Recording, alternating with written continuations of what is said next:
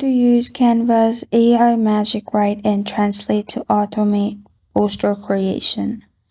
Hi everyone, I'm here to assist you today. Without any delay, let's jump right in. First, open Canva on your device. Then click on Create Design and select the design ratio you want. After you have done that, in here, click on Design on the left side and describe your ideal design. In here, you will need to describe what you want. After that, press on Send,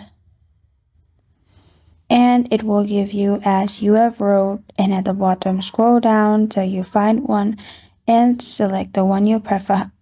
After you've selected the one you prefer, it will be added in your design. Here you can edit it as you want.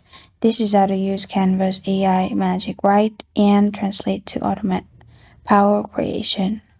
Thank you for joining me today. If this video helps you out, please leave a like and subscribe for more. Got a question or want to suggest a topic, comment below. Thank you for watching.